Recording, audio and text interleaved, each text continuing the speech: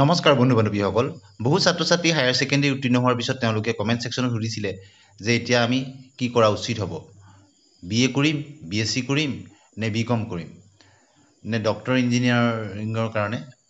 Entrance দিবৰ কাৰণে আমি প্ৰিপেৰেশ্যন চলাম JEE হওক বা NIT হওক বা অন্যান্য ধৰণৰ গভ জবৰ কাৰণে আমি প্ৰস্তুতি চলাম বহুতে সুধিছে আমি ITI পঢ়িম নেকি বা JEE কৰিম বা প্ৰিন্সিপালছ পঢ়িম নেকি লেব টেকনিচিয়ান পঢ়িলে আমাৰ লাভ হ'ব নেকি আন বহুতৰে প্ৰশ্ন যে আমি নাৰ্ছিং কৰিলে সহজে আমাৰ সুবিধা হ'ব নেকি সংস্থাপনৰ ক্ষেত্ৰত নে আমি ব্যৱসায় বাণিজ্য কৰিলে ভাল হ'ব এই সকলোখিনি প্ৰশ্ন আপোনালোকৰ মাজৰ পৰা উত্থাপন হৈছে গতিকে এইখিনি বিষয়ে আমি আলোচনা কৰিম ভিডিঅ'টো শেষলৈকে চাব বিশেষতঃ ছাত্ৰ ছাত্ৰীসকলে মেট্ৰিক উত্তীৰ্ণৰ পিছত হায়াৰ ছেকেণ্ডেৰী কৰে যিসকল ছায়েন্সৰ তেওঁলোকে ছায়েন্সত কৰে যিসকল আৰ্টছৰ আৰু যিসকল কমাৰ্চৰ তেওঁলোকে কমাৰ্চত কৰে এই হায়াৰ ছেকেণ্ডেৰী পাছ কৰাৰ পিছতেই তেওঁলোক মনত এটা প্ৰশ্নবোধকৰ সৃষ্টি হয় এতিয়া কি কৰিম আমি নেক্সট BA কৰিম BSc কৰিম নে BCom কৰিম নে অন্যান্য ধৰণৰ টেকনিকেল লাইনত আমি যাম বহুতে ভাবে যে এতিয়া আমি ITI কৰিলে ভাল হ'ব নেকি বা বহুতে কম্পিউটাৰ এপ্লিকেশ্যনৰ কোৰ্চ BCA MCA কৰিম বুলি ভাবে এনেধৰণৰ বহুতো কথা আহে বহুতে ডক্টৰ বা ইঞ্জিনিয়াৰিঙৰ কাৰণে তেওঁলোকে প্ৰিপেৰেশ্যন চলায় কোচিং কৰে বহুতে ছিট পায় বহুতে 2-3 বছৰ চেষ্টা কৰাৰ পিছতো নাপায় তেওঁলোকৰ ড্ৰপ দিবলগীয়া অৱস্থা তেনেকুৱা ধৰণৰ হৈ যায় বহু প্ৰশ্ন এই প্ৰশ্নখিনি অকল আপোনাৰ বুলি নহয় বহুতৰ ক্ষেত্ৰত এই প্ৰশ্নখিনি উত্থাপন হয়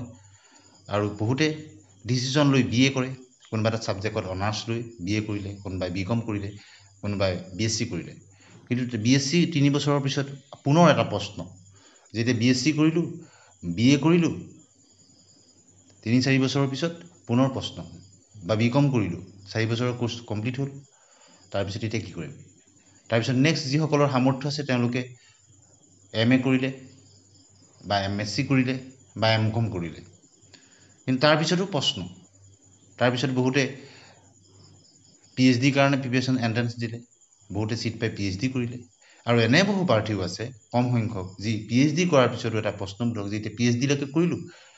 এতিয়া বিভিন্ন কলেজত চাকৰিৰ কাৰণে এপ্লাই কৰিছোঁ পোৱা নাই কি কৰিম 2-3 বছৰ এপ্লাই কৰাৰ পিছতো যেতিয়া নাপায় 4-5 বছৰৰ পিছতো নাপায় এটা প্ৰশ্নৰ সন্মুখীন হয় আৰু এই ক্ষেত্ৰত ফেমিলি বেকগ্ৰাউণ্ডৰ বহু কথা আছে ছাপোৰ্ট দিব পাৰিব লাগিব সিমানখিনিলৈকে যোৱালৈকে বহুতৰ হায়াৰ ছেকেণ্ডেৰীৰ পিছতে পঢ়িবৰ কাৰণে সুবিধা এডমিশ্যন ল'বলৈ অসুবিধা ঘৰত কাৰোবাৰ অসুখ বিসুখ বা ইনকম চ'ৰ্চ নাই পঢ়াবলৈ আৰু সামৰ্থ্য নাই যে মেট্ৰিক বা হায়াৰ ছেকেণ্ডেৰীলৈকে যেনে তেনে পঢ়ুৱালোঁ ইয়াৰ পিছত আৰু তই নিজে কিবা এটা কৰ এনেকুৱা ধৰণৰ কথা কিছুমান থাকে এই ক্ষেত্ৰত বহুতেই ভাবে কি কৰিম নে জবৰ কোনোবাই প্ৰাইভেট জব কৰিব প্ৰাইভেট জব কৰিলে আপোনাক কিমান দৰমহা দিব খুব বেছি 10-12 হাজাৰ 8-10 হাজাৰ টকাত আপুনি চাকৰি কৰিলে আৰু তেনেদৰেই আপুনি ৰৈ গ'ল সিমানতে আৰু বহুতৰ ক্ষেত্ৰত বহুতেই ভাবে যে 12 পাছ কৰিলোঁ এতিয়া গভৰ্ণমেণ্ট জবৰ কাৰণে প্ৰিপেৰেশ্যন চলাম এইখিনিতে এটা কথা আহে গভৰ্ণমেণ্ট জব ওলাই কিমান বছৰেকত আৰু তাৰপিছত কম্পিটিশ্যন কিমান বেছি বহুতেই 2-3 বছৰ কোচিং কৰি থাকে গতিকে গভৰ্ণমেণ্ট জবৰ ক্ষেত্ৰতো আপোনাৰ কিন্তু সম্পূৰ্ণ ডেডিকেশ্যনৰ কথা আপোনাক ঘৰখনে আপোনাক ৰুমটো দিব কিতাপ পত্ৰখিনি আপুনি পালে কিন্তু সকলো প্ৰস্তুতি ভালদৰে চলাই আপুনি চাকৰিটো ল'বৰ কাৰণে কিন্তু চলাটো সম্পূৰ্ণ আপোনাৰ ওপৰত নিৰ্ভৰ কৰিব গতিকে খুব ডেডিকেটলি আপুনি কামটো কৰিলে গভৰ্ণমেণ্ট জবৰ ক্ষেত্ৰত আপুনি হয়তো সফল হ'ব কিন্তু কিমান প্ৰাৰ্থী সফল হয় সিও এটা প্ৰশ্নৰ কথা গতিকে আৰু বহুতেই ভাবে যে বিজনেছ কৰিম এতিয়া বিজনেছৰ ক্ষেত্ৰত আপোনাৰ যদি পৰিয়ালটো ভাল এষ্টাব্লিছ বিজনেছমেনৰ ঘৰৰ পৰা আপুনি আহিছে আপোনাৰ দেউতাই যদি এটা বিজনেছ এষ্টাব্লিছ কৰি দিছে আপোনাৰ দাদাই যদি এটা বিজনেছ এষ্টাব্লিছ কৰি দিছে তাত আপুনি অংশ হৈ বিজনেছ কৰিব পাৰে কিন্তু বৰ্তমান সময়ত বিজনেছ কৰিবৰ কাৰণে যিখিনি প্ৰয়োজন বিশেষতঃ মূলধন প্লেচ ভাল ঠাই কেঁচামালৰ সামগ্ৰী এইখিনি বস্তুৰ অভাৱ গতিকে এজন বিগিনাৰ হিচাপে আপুনি এটা বিজনেছত কৰিবলৈ গ'লে কিন্তু খুব সহজে আপুনি সফল হ'ব নোৱাৰিব বহুতেই আৰম্ভ কৰোঁতেই শেষ হৈ গুচি যায় আৰম্ভণি কৰিব নোৱাৰে আৰু গোটেই ব্যৱসায় লাইনটোৰ ক্ষেত্ৰত আপোনাৰ এটা বেকগ্ৰাউণ্ড থাকিব লাগিব য'ত আপুনি এষ্টাব্লিছ হ'লেহে আপোনাৰ সফলতা লাভ কৰাৰ সম্ভাৱনা থাকে আৰু জেনেৰেল BA বা BSc বা BCom কৰাৰ পিছত বহুতেই টিচিং লাইনত যাবলৈ বিচাৰে বহুতেই DLED কৰে বহুতে BEd কৰে গতিকে তাৰপিছত টেট দি পেলাই ষ্টেট গভৰ্ণমেণ্টৰ চাকৰিৰ কাৰণে প্ৰিপেৰেশ্যন চলায় বহুত সফল হয় গতিকে আন বহু আছে যে হায়াৰ ছেকেণ্ডেৰী পাছ কৰি ষ্টেট গভৰ্ণমেণ্টৰ চাকৰি কাৰণে প্ৰিপেৰেশ্যন চলায় বা চেণ্ট্ৰেল গভৰ্ণমেণ্টৰ SSC আণ্ডাৰত পৰীক্ষাবিলাক দিয়ে আৰু বহুখিনি তেনেদৰে সংস্থাপন ল'বলৈ সক্ষম হৈছে। যেতিয়ালৈকে আপুনি আপোনাৰ এটা পৰিচয় গঢ় দিবগৈ নোৱাৰে তেতিয়ালৈকে কিন্তু সেই প্ৰশ্নবিলাক আপোনাৰ সন্মুখত থিয় হৈ থাকিব। লাগিলে আপুনি PhD লৈকে কৰক কিয়। কোনোবাই মেট্ৰিক পাছ কৰি চাকৰি লৈছে, মেট্ৰিক পাছ কৰিয়ে তেওঁ পৰীক্ষা দি চাকৰি পাইছে, মেট্ৰিক লেভেলৰ চাকৰি পাইছে। কোনোবাই PhD লৈকে কৰি তেওঁ কিন্তু সংস্থাপন ল'ব পৰা নাই বা তেওঁৰ মনত তেতিয়ালৈকে এটা প্ৰশ্নবোধক থাকে। এই কথাটো নিৰ্ভৰ কৰিব আপুনি কেনেদৰে আগবাঢ়ি গৈছে আৰু কেনেদৰে আপুনি সিদ্ধান্তবিলাক লৈছে। গতিকে এই ক্ষেত্ৰত কেৰিয়াৰৰ ক্ষেত্ৰত আপুনি যেতিয়া ডিচিশ্যন ল'বলৈ যাব, আপোনাৰ শিক্ষক এজন কেৰিয়াৰ কাউন্সেলৰৰ পৰা আপুনি পৰামৰ্শ লৈ আগবঢ়াটো উচিত। এই ক্ষেত্ৰত কিন্তু ভাবি চিন্তি সিদ্ধান্তবিলাক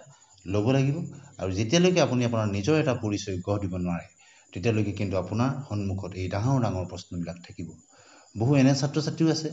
যি BA পাছ কৰিলে, মাষ্টাৰ্ছ ডিগ্ৰী কৰিলে, মাক দেউতাকৰ সন্মুখত তেওঁলোকৰ এটা ডাঙৰ প্ৰশ্ন, ল'ৰা বা ছোৱালী এতিয়া ইমান পঢ়া শুনা কৰিলে এতিয়া কি কৰিব, সংস্থাপন নাই, চাকৰি নাই, ইমান পঢ়া শুনা কৰি এতিয়াতো বেলেগ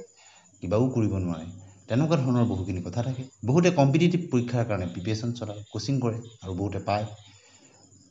তেনেধৰণৰ কথা। গতিকে কম্পিটিটিভ পৰীক্ষাটো সৰ্বভাৰতীয় পৰ্যায়তে হওক বা অসমৰ ক্ষেত্ৰতে পায়, কিন্তু চিলেক্টেড বহুখিনি প্ৰাৰ্থীৰ ভিতৰত কম সংখ্যকেহে পায়। পদৰ সংখ্যা যথেষ্ট কম ওলায়। গতিকে আপোনাৰ সন্মুখত হাজাৰ সম্ভাৱনাৰ হাজাৰ কেৰিয়াৰ অপশ্যন আপোনাৰ সন্মুখত আহিব। তাক আপুনি ভাবি চিন্তি আপুনি নিজৰ ডিচিশ্যনটো লৈ আগবাঢ়িব লাগিব। তাৰ কাৰণে কিন্তু হাৰ্ডৱৰ্ক কৰিব লাগিব। প্ৰতিটো মুহূৰ্তত আপুনি এলাৰ্ট থাকিব লাগিব। আজি কাৰোবাৰ ভিডিঅ'টো চাই কাইলৈৰ পৰা পঢ়িম বুলি যদি আপুনি ভাবে, কিন্তু কাইলৈতো ৰাতিপুৱা মাত্ৰ আপুনি পুনৰ ডিম'টিভেট হৈ গুচি গ'ল, সেইটো নহ'ব। আপুনি নিজক সদায় মটিভেট কৰি ৰাখিব লাগিব। আপোনাৰ লক্ষ্য উদ্দেশ্যত উপনীত নোহোৱালৈকে আপুনি লাগি থাকিব লাগিব আৰু নিজৰ পৰিচয় এটা গঢ় দিবলৈ চেষ্টা কৰিব লাগিব। তেতিয়া নিশ্চয় আপোনাৰ সন্মুখৰ পৰা প্ৰশ্নবিলাক নাইকিয়া হৈ যাব। আৰু আপুনি চাকৰি লাভ কৰাটোৱেই চূড়ান্ত শেষ নহয়, তাৰপিছতো আপুনি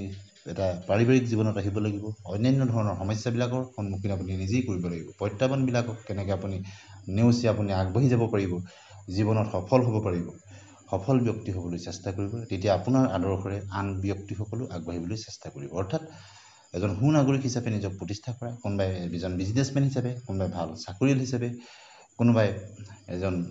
পৰামৰ্শদাতা হিচাপে, কোনোবাই শিক্ষক হিচাপে, এনেদৰে নিজৰ পৰিচয় দাঙি ধৰি সমাজত নিজৰ পৰিচয় দাঙি ধৰি আগবাঢ়ি যাব লাগিব। কিন্তু যেতিয়ালৈকে আপুনি আপোনাৰ সন্মুখৰ পৰা এই প্ৰশ্নবিলাকৰ উত্তৰ আপুনি নিজেই প্ৰস্তুত কৰি ল'ব নোৱাৰিব, তেতিয়ালৈকে কিন্তু এইবিলাক আপোনাৰ সন্মুখত থাকিব। আৰু তাৰ কাৰণে আপুনি উচিত সময়ত উচিত সিদ্ধান্ত লৈ আগবাঢ়িব লাগিব। আপুনি কোনটো দিশত গ'লে ভাল হ'ব তাৰ কাৰণে আপোনাৰ শিক্ষক, আপোনাৰ অভিভাৱক, অভিজ্ঞ ব্যক্তিৰ পৰা কেৰিয়াৰ সম্পৰ্কীয় আপুনি এই প্ৰশ্নবিলাকৰ উত্তৰ লৈ আগবাঢ়িব। প্ৰথমবাৰৰ কাৰণে ভিডিঅ'টো চেনেলটো ছাবস্ক্ৰাইব কৰি দিব। আজিলৈ আহোঁ।